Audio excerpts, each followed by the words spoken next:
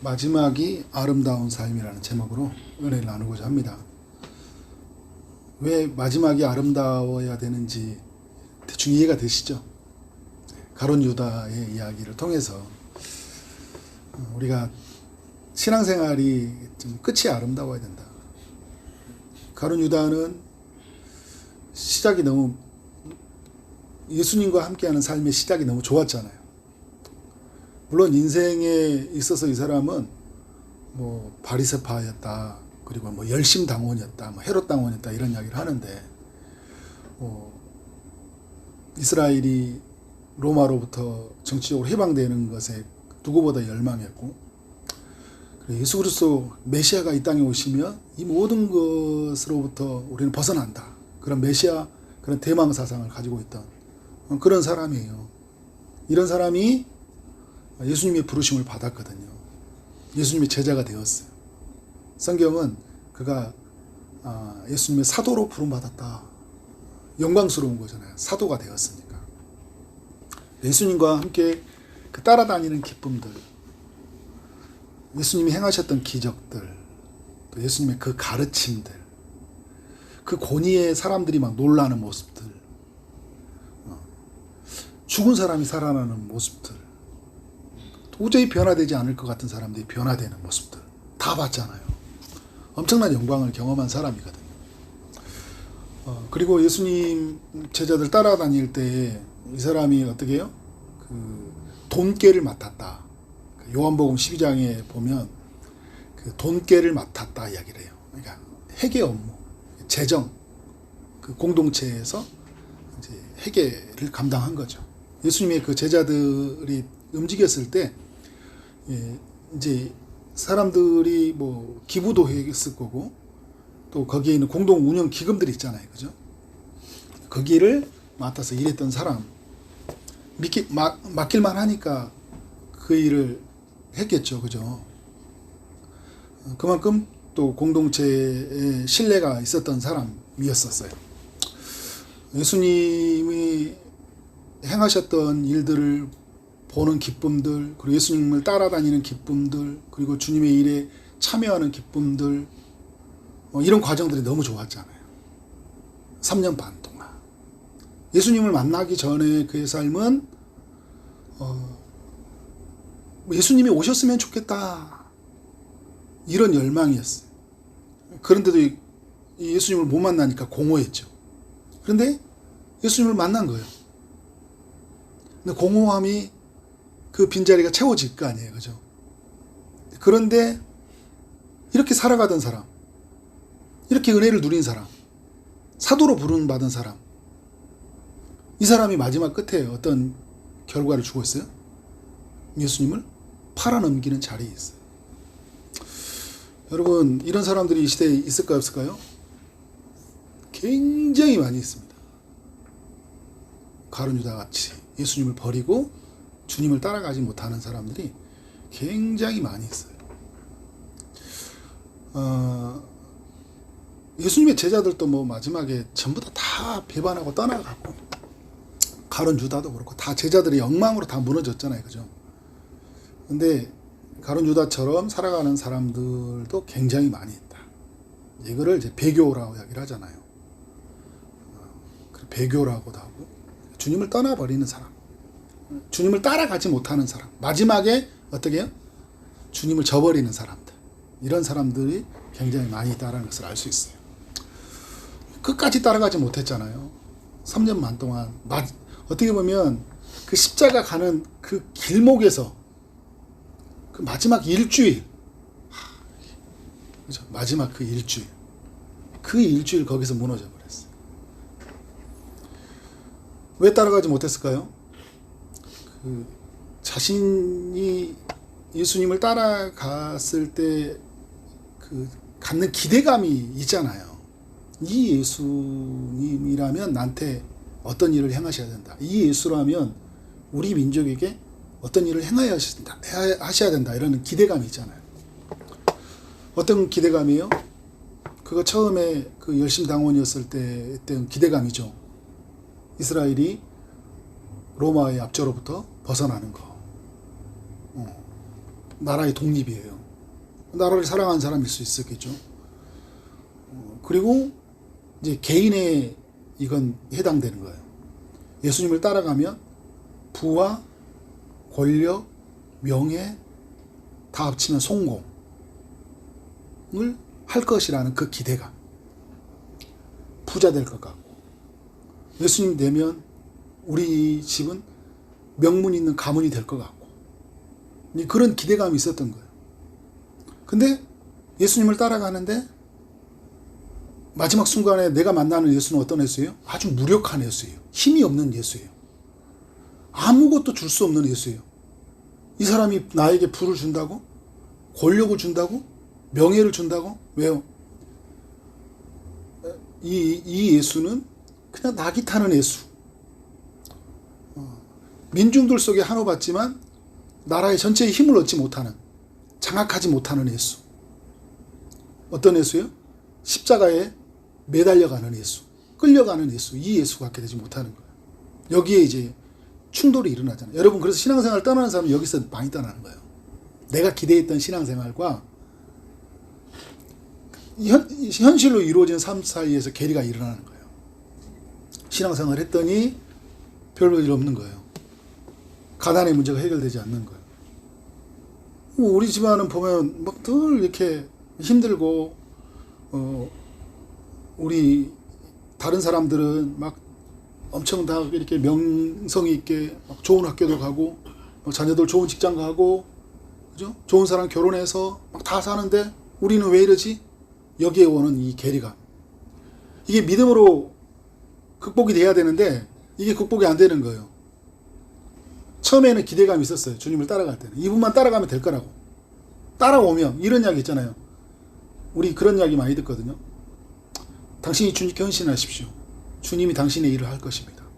이게 여러분 맞는 말이에요. 그런데 이걸 우리식으로 해석하면 안 돼요. 예를 들어서 내가 따라갑니다.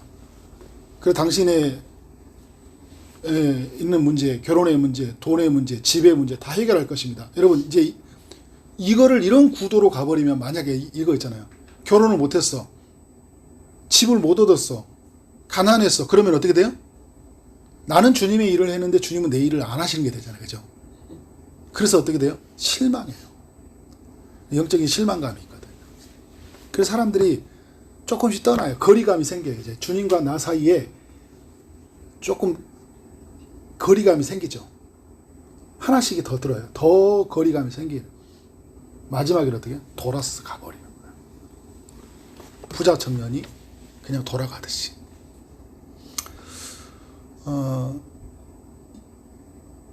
주님을 만나면, 우리가 주의 일을 하면, 주님을 따라가면 주님이 우리의 인생을 책임지는 건 맞아요. 그런데 우리의 삶이 우리가 원하는 방식이 아니라 어떻게? 주님이 원하는 방식으로 우리를 책임져 주셔가는 거예요. 베드로가 그런 이야기 했잖아요. 네가 원치 못하는 길로 네가 데리고 갈 것이다. 주님이 말하시잖아요. 그죠? 그러니까 하나님이 우리를 어떻게, 어떤 인생으로 이끌어 가실지 몰라요. 근데 그건 하나님께 맡기는 거예요. 중요한 게 뭐냐면 내가 하나님의 손에 붙들려져 있다라는 거예요. 그게 그 자체가 축복인 거예요. 여러분, 제자들이 앞으로 삶이 어떻게 이루어질지 모르잖아요. 그런데 앞으로 어떻게 될지를 모르지만 주님의 그 배에 내가 거기에 승선하는 거예요. 그냥. 그리고 내 인생을 하나님께 맡기고 가는 거예요. 그리고 그러면서 하나님이 어떻게 일을 행하신지를 보는 거잖아요. 그죠? 가룟 유다는 그 믿음이 필요했던 거예요. 그 믿음이 없었다. 가룟 유다의 그 삶의 여정을 보면 돈에 관심이 많은 사람이죠. 그러니까 오늘 또 14장의 말씀, 지금 오늘 본문이 읽기 전에 내용을 보면 그 옥합을 깨트리는 여인 이야기를 해주잖아요. 우리 2주 전에 살펴봤던 말씀. 옥합을 깨트리니까 300데나리온의 값어치가 있는 옥합을 깨트리니까 어떻게 해요? 4절에 보니까 화를 내어 서로 말하되 어찌하여 이 향유를 허비하는가 라고 이야기를 하고 있어요. 요한복음의 12장에 가보면 가룟 유다가 이런 이야기를 해요. 가난한 자들에게 이 300데나리온을 팔아서 주는 게 낫다, 이런 이야기를 하는데 이 사도 요한이 이렇게 해석을 해줍니다. 뒤에서 이 유다의 사건을 다 보고 나서 기록한 이야기잖아요. 그러니까 요한이 뭐라고 말하냐면, 이렇게 말하면 가난한 자들을 생각함이 아니요 그는 도둑이라 돈깨를 맞고 거기 넣는 것을 훔쳐감이라라. 그러니까 지금 유다는요 어디까지 보고 있냐면, 지금 오늘 향유 옥합을 깨뜨린 사건 이전까지 이야기를 해주고 있잖아요. 어떤 일이 있었어요? 회계 업무를 감당하는데 공금 횡령을 한 거잖아요. 예수님과 함께 쓰는 돈인데 같이 그 돈을 쓴 거예요. 그런데 이렇게 돈을 훔쳐간 이 사람이 지금 여인에게 해준 이야기는 뭐예요? 막 가난한 자를 팔아간다 하는 이야기는 뭐예요? 이 사람은 돈에 관심이 많은 사람이라는 거예요. 사실은 가난한 자를 빙자해서 약한 자들을 이용해서 어떻게 해요? 자기의 부를 축적하는 사람들이에요. 그런 사람들 있잖아요. 그죠? 되게 선한 일 많이 해. 그런데 어떻게 해요? 되게 막 선교일도 열심히 해. 근데 막 자기 재산들 엄청 많잖아요. 막 사유화 시키고 막 이런 일들이 막 있잖아요. 그죠? 우리 종교 리더들 안에서도 이런 일들이 있어요. 그리고 봉사하는 사람들도 이런 사람들이 있어요. 이 사람이 누구예요? 가룟 유다였었어요. 그러니까 이 가룟 유다는 삶의 관심이 어떻게 해요? 돈이에요. 돈. 예수님을 따라가는 이유가 뭘까요? 저 사람을 따라가면 돈의 문제가 해결될 것 같다. 그러니까 부와, 그러니까 명예, 권력 있잖아요. 그죠? 어떤 자리에 예수님을 따라가는 그 자리가 있으면 권력이 주어지잖아요. 그러면 돈은 따라오는 거잖아요. 그죠? 그래서 많은 돈을 얻을 것이라는 그런 기대감들. 그런데 이 사람은 어떻게 해요? 이 돈이 장차 이루어질 그것에 있는 게 아니라 순간순간마다 돈이 있으면 욕심을 내는 거예요. 그래서 여러분, 오늘이 되게 중요해요. 그러니까 가룟 유다는요, 어느 날 갑자기 만들어진 괴물이 아니라 사실 마지막에 무너진 게 아니에요. 어떻게 보면 오늘 무너진 거예요. 오늘 무너진 거예요. 오늘 그냥 돈에 욕심이 생겨서 그때 잠깐 그 돈을 붙잡고 또 일이 생기니까 옥합을 깨트린 여인을 보면서 또 마음이 그냥 돈에 있고 마지막 순간에 어떻게 돼요? 돈에 무너져 버리는 거예요. 자, 오늘 읽었던 말씀 10절에서 이런 이야기 하잖아요. 12 중에 하나 이 가룟 유다가 예수를 넘겨주려고 대제사장에 감해. 기대감이 사라지니까 어떻게 하는 거예요? 나의 부족을 채워줄 수 있는 대상으로 바꾸는 거예요. 여러분, 신을 바꾸는 거예요. 이전에 예수였잖아요. 예수가 따라가면 돈이 따라올 줄 알았죠. 그죠? 근데 예수는 나에게 아무것도 해줄 수 없는 실망감이 드는 순간 이제 나에게 돈을 줄 수 있는 대상으로 향하는 거예요. 그 전에는 내가 신앙생활하면서 교회, 예배, 그리고 말씀, 그런데 교회, 예배, 말씀, 예수, 그리스도의 몸 이런 이야기가 내 삶을 뒤덮었어요. 그런데 아무것도 없으니까 어떻게 하는 거예요? 다른 신을 찾는 거예요. 동아리, 모임, 그 다음에 여러 모임, 그죠? 거기에서 뭘 찾는 거예요? 이제 내가 필요했던 걸 찾는 거예요. 그것이 신이 바뀌는 거예요. 신이. 그가 따르는 대상이 바뀌는 거예요. 그래서 여러분 10절에서 대제사장에게 감해야 되잖아요. 그에게 가면 안 되죠. 1절과 2절에서 봐보세요. 대제사장과 서기관들이 예수를 흉계로 잡아 죽일 방도를 구하고 있어요. 이 사람들이 예수를 죽이려고 하는 사람들인데 10절에서 어떻게 하고요? 이 사람에게 감해. 그런 거예요. 메시아가 바뀐 거예요. 구주가 바뀐 거예요. 가니까 뭘 줍니까? 그들이 듣고 기뻐해요. 그래서 나를 열광해 주는 거예요. 나를 환영해 주는 거예요. 최만서 잘 왔어. 너는 그렇게 예수를 따라다니지 않아도 너는 정말 너는 멋진 사람이야. 넌 대단해. 너의 선택은 옳았어. 매우 기뻐하면서 뭐 하는 거야? 네가 원하는 거 줄게. 우리가. 너 못 얻었잖아. 너 신앙생활에도 못 얻었지. 내가 줄게. 돈을 주기로 약속해. 여러분, 이게 이때만 있는 게 아니라 구약시대로 돌아가면 이스라엘 백성들이 어떻게 써요? 바알신을 왜 섬겼어요? 돈 준다고 하니까 바알신 섬기는 거예요. 근데 오늘 신약시대에 예수님을 따르는 제자들 안에서도 또 다른 바알이 나타나는 거잖아요. 그래서 여러분, 돈을 주기로 약속해 준 거예요. 약속이 또 나오죠. 그죠? 약속해 준다는 거예요. 돈 줄게. 얼마면 되니? 얼마면 되니? 그지? 은 30이요. 그래가지고 은 30. 그래서 여러분 어떻게 해요? 유다가 그 다음부터 뭘 생각해요? 예수를 어떻게 넘겨줄까 하고 그 기회를 찾더라. 이제 자신의 삶의 고민과 관심은 뭐예요? 예수를 따르고 예수의 가르침을 받고 예수님을 닮아가는 것이 그의 삶의 관심이지 않고 뭐가 되는 거예요 이제? 어떻게 하면 예수를 넘겨주지? 그리고 어떻게 하면 돈을 받지? 그 기회를 찾고 있는 거예요. 이런 사람으로 바뀌어버렸어요. 근데 여러분 제가 아까도 말했죠. 갑자기 바뀐 게 아니라 항상 여러분 오늘이 중요해요. 여러분. 오늘 내가 이렇게 선택하는 이것들이 있잖아요. 이게 쌓여서 결국은 결과가 드러나요. 여러분 몸이 건강이 나쁜 사람들이 물론 사고로 갑자기 아픈 사람 있지만 어느 날 갑자기 이렇게 막 병이 뭐 암이 생기기도 하고 뭐 어떤 질환이 생겼을 때 오늘 갑자기 일어났더니 아픈 거예요? 아니죠. 쌓여서 아픈 거예요. 그게 병균이 있는지를 내가 알지 못하고 관리하지 못했고 진단받지 못했고 해결하지 못했잖아요. 그리고 결국 어떻게 해요?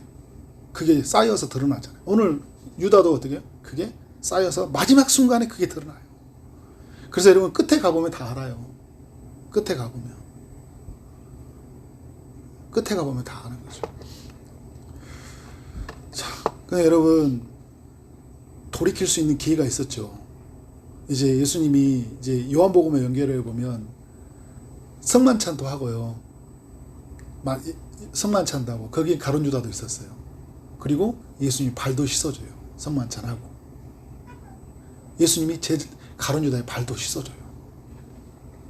근데 성만찬 할 때 18절의 말씀 보면 이런 이야기해요. 예수께서 이르시되 내가 진실로 너희에게 이르니 너희 중에 한 사람 곧 나와 함께 먹는 자가 나를 팔리라 하신대. 예수님이 알고 있는 거예요. 지금 가룟 유다가 몰래 쪼르르 하고 도망가가지고 대제사장에 가가지고 은30 받기로 한 거를 아무도 모르는 줄 알았더니 CCTV도 없었는데 그죠? 옆에 사람들도 없었어요. 그런데 예수님이 알아요.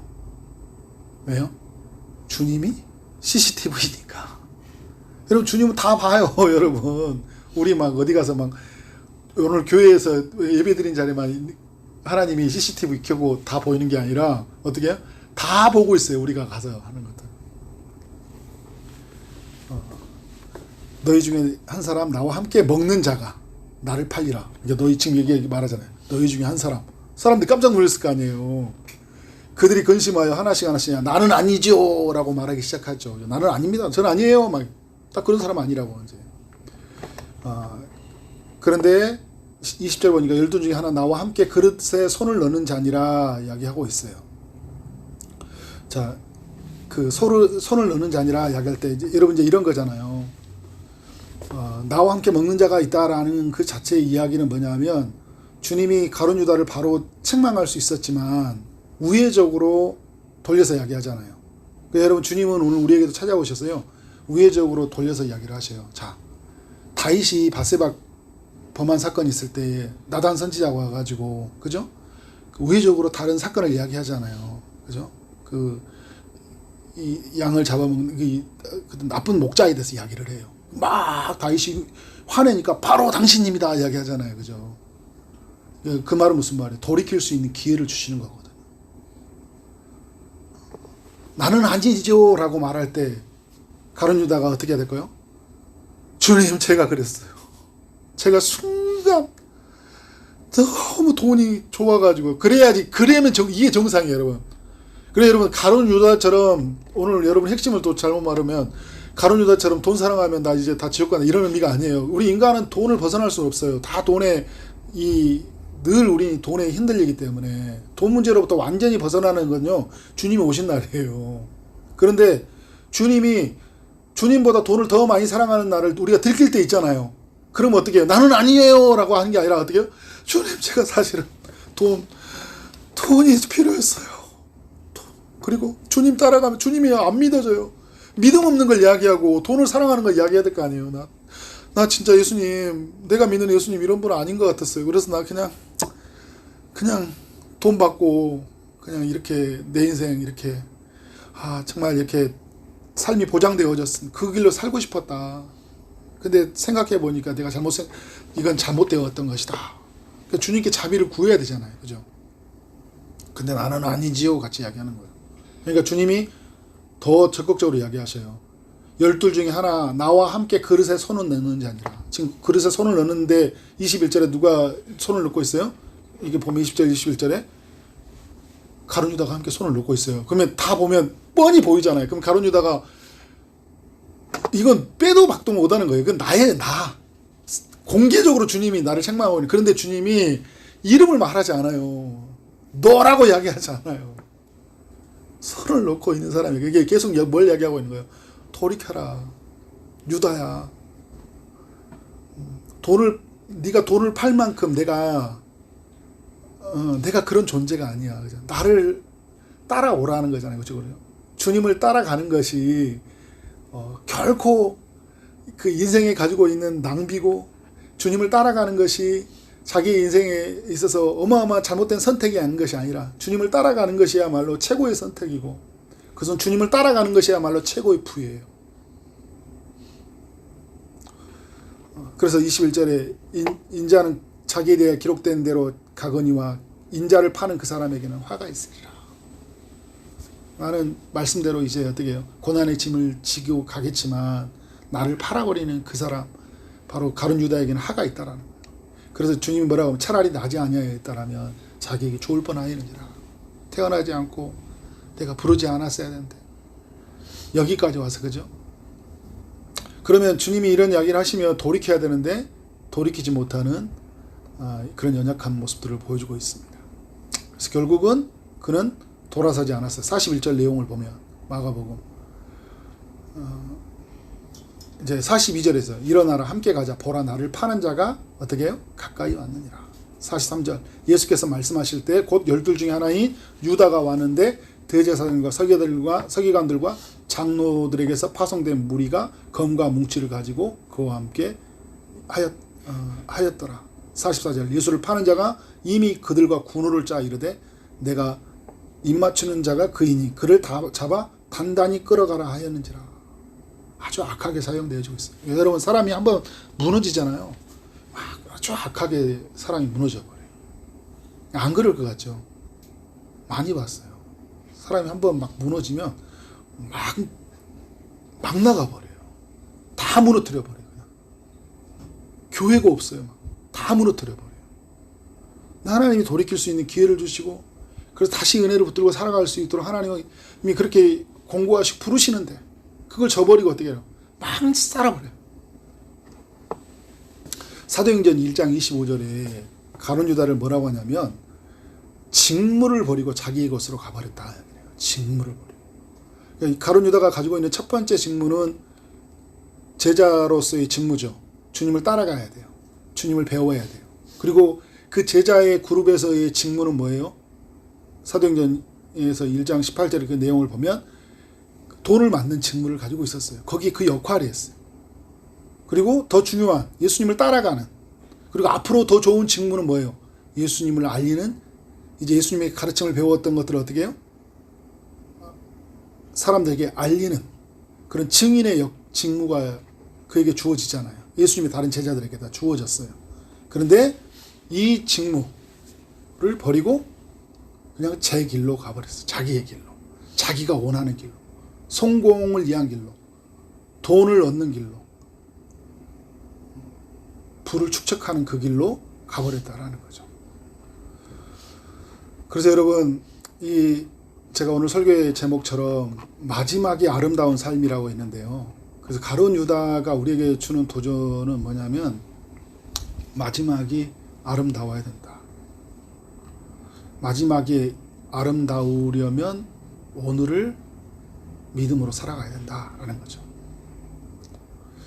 나중에 가룟 유다는 어떻게 되었습니까? 양심의 가책이 찾아왔어요. 그래서 후회를 하거든요.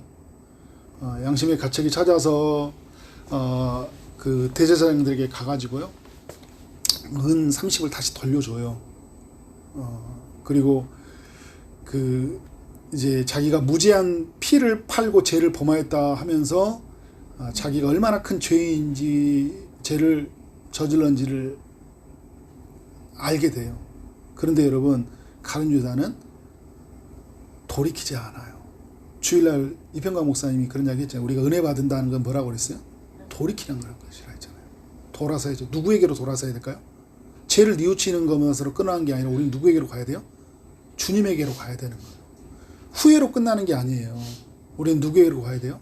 주님에게로 가야 되는 거예요. 베드로가 가룟 유다보다 사실 여러분은 어떻게 해요? 더 큰 죄를 저지른 거죠. 더 팔아넘기긴 했지만 팔아넘기는 죄도 크고, 그죠? 베드로 호언장담하고 다 자기는 할 것처럼 했지만 결국 부인하고 도망갔잖아요, 그죠? 그런데 베드로도 후회를 해요. 그러나 주님의 말씀을 기억하고 다시 돌아와요. 말씀을 기억하고 누구에게 돌아가요? 주님에게로 돌아오는 거예요. 근데 이 유다는 주님에게로 돌아가지 않아요. 그래서 여러분 결국은 자살하고 말았죠. 마지막에 되게 비참하잖아요. 그냥 이런 인생을 살아버렸어요. 마지막에. 근데 여러분 마지막은 아무도 모르잖아요. 그죠? 우리도 마지막이 가룟 유다처럼 이렇게 비참하다는 줄 모르지만 마지막이 되게 비참할 수 있어요. 마지막이. 근데 저는 막 죄짓다가 살면 마지막이 비참하다는 걸 들은 분명한 것 같아요. 우리 지금 믿음의 사람들, 우리 믿음의 선배들도 그렇고 제 목사님들 선배들도 그렇고 다 보면 이게 되게 존경스러웠는데 되게 진짜 한국 교회를 위해서 정말 신실하고 멋있게 살았는데 되게 이렇게 끝이 되게 이렇게 돈 문제 때문에 또 어떤 육체적 욕망의 문제 때문에 막 되게 이렇게 안 좋잖아요. 그죠? 근데 그게 막 그 교회에 있는 성도들에게도 영향을 많이 미치고요. 거기에 있는 신앙생활을 한 사람들이 이후에 엄청난 큰 영적인 데미지를 입더라고요. 그리고 그 가족이 되게 힘들어요. 가족이. 막 부모가 신앙생활을 하고 이렇게 하다가 엉망이 되면 막 가족들 이후에 있는 영적인 엄청난 그 파장 데미지가 있어요. 굉장히 회의적인 신앙생활을 한다든지 다시 돌이켜 간다는데 엄청난 어려움들이 있어요. 그래서 여러분 우리의 끝이 아름다우려면 오늘이 어떻게 해야 한다는 거예요? 오늘 내가 주 앞에서 그 온전한 삶을 살아야 된다. 그런데 오늘 내가 만나는 예수님, 내가 우리 예수를 믿고 있잖아요. 그죠? 예수님이 세운 교회, 또 예수님이 세운 몸 안에서 우리가 있어요. 그래서 우리를 이렇게 교회를 삼으시고 몸으로 초대하신 주님이 누구인지, 우리 예수님이, 그죠? 고난받으신 예수, 죽어야지만이 살리시는 예수. 근데 오늘 우리로 하여금 십자가 지게 하시는 그 예수 그리스도. 영광이만 알려준 게 아니라 그 영광을 알려주기 전에 고난까지 알려주신 그 예수 그리스도. 그분을 알아야 되죠. 그래서 고난에 대한 깊은 이해가 있어야 돼요. 깊은 성찰을 가지고 우리의 삶을 돌이켜 볼 수 있어야 돼요. 그가 누구인지, 그가 무슨 일을 하셨는지, 그가 앞으로도 어떤 일을 이루실지 명확한 알미 있어야 돼요. 근데 유다는 십자가에 죽는 예수로 끝나는 거예요. 무력한 예수로 끝나는 거예요. 다시 부활하신 예수, 교회의 머리가 되셔서 이 세상을 사단의 권세를 멸하셔서 왕으로 통치하시는 그 예수 그리스도. 그러니까 단순히 로마의 권력자들을 멸하신 예수가 아니라 어떻게 온 세상을 붙잡고 있는 악한 사단의 권세를 멸하시는 그 예수 그리스도. 보좌 우편에서 계셔서 세상을 다스리시는 예수, 성령을 보내셔서 통치하시는 예수 그리스도. 이 예수 그리스도에 대한 이해가 없으니까 어떻게 된 거예요? 무너져 버리잖아요. 오늘 우리도 여러분 교회를 다니지만 그냥 단순히 사람들 좋고 여러 가지 우리 나타나는 현상 병 고치고 이 정도만 머물러 있으면 여러분 우리는 얼마든지 떠날 수 있어요. 우리 신을 바꿀 수 있다니까요. 왜? 이걸 해줄 수 있는 신이면 따라간다니까요. 돈 문제 해결해주면 따라가요, 여러분. 우리의 삶에 건강의 문제 있잖아요. 자녀들 건강의 문제 우리 개인의 문제가 생기잖아요. 그거 해결해준다면 여러분 종교도 바꾼다니까요. 왜? 그게 신이니까. 근데 우리는 누구를 따라가야 돼요, 여러분? 주님을 따라가야 돼요. 주님을 알아야 돼요. 우리에게 직무를 버리지 말아야 된다. 그러니까 가룟 유다는요. 직무를 버렸다 해서 자기 길로 갔다고 했잖아요. 그러니까 제자로서의 직무고 그 공동체 안에서의 그 회계 업무였잖아요. 근데 그 전에 뭘 했어요? 동기의 돈을 훔치고 그랬잖아요. 그죠? 이미 그는 어떻게 해요? 오늘의 삶에서 많이 무너져 있었어요. 그래서 오늘 우리는 여러분 뭐냐면 오늘의 삶을 자꾸 돌이켜야 돼요. 누구께로? 주님에게로. 말씀으로 나를 세워야 돼요. 기차를 타고 간다면 기차에 어디에 서야 돼요? 선로 위에서 서야 되는 거예요. 선로 위에서 서야 돼요. 이탈해 버렸잖아요, 우리가. 선로 위에서 다시 서야 돼요. 그리고 오늘을 어떻게 다시 이제 내가 만난 주님, 내가 영화롭게 할 예수를 어떻게 하는 거예요? 믿고 따라가는 거예요. 저는 사도 바울의 이야기가 참 감동이 돼요. 자기가 그러니까 자기가 디모데한테 이런 이야기 하잖아요. 너는 모든 일에 신중하여 고난을 받으며 전도자의 일을 해라. 내 직무를 다하라. 너의 직무를 다 해라. 전도자의 일이잖아요, 그죠? 교회를 섬기는 일로 그의 직무의 일들을 받았어요. 다 하라. 전제와 같이 내가 벌써 부어지고 나의 떠날 시각이 가까웠다. 그러니까 사도 바울이 죽을 시각이 가까웠다라는 거예요. 나는 선한 싸움을 싸우고 나의 달려갈 길을 마치고 믿음을 지켰다. 자신의 삶의 마지막이에요. 사도 바울은 뭐라고 이야기하는 거예요? 난 지금 살아온 동안 예수 믿고 나서 난 선한 싸움을 다 싸웠어. 나의 달려갈 길이 있었잖아요, 그죠? 사도행전 20장 24절에 나의 달려갈 길 주 예수께 받은 사명 은혜의 복음을 증언한 일에는 나의 생명을 조금도 귀한 것으로 여기지 아니한다는 것이 주님의 그가 달려갈 길이었어요. 다 마쳤대요, 이제. 그래, 믿음을 지켰대, 믿음을. 이제 후로는, 이제 뭐라는 거, 다 이제 이렇게 이야기해요. 기대하는 이야기를 해요. 이제 후로는 나를 위하여 의의 면류관이 예비되었으므로. 그 마지막 삶의 끝에서 뭘 보는 거예요? 경계선에 가니까 그 다음 선이 보이는 거잖아요. 뭐가 보이는 거예요? 의의 면류관이 준비되는 거예요. 마지막까지 온 거예요. 와! 의의 면류관이 준비되어 있는 거예요. 근데 의로우신 재판장이 그날에 내게 주실 것이며 내게만 아니라 어떻게 해요? 주의 나타나심을 사모하는 모든 자에게니라. 나만 받는 게 아니라 그 의로우신 재판장이 의의 면류관을 누구에게요?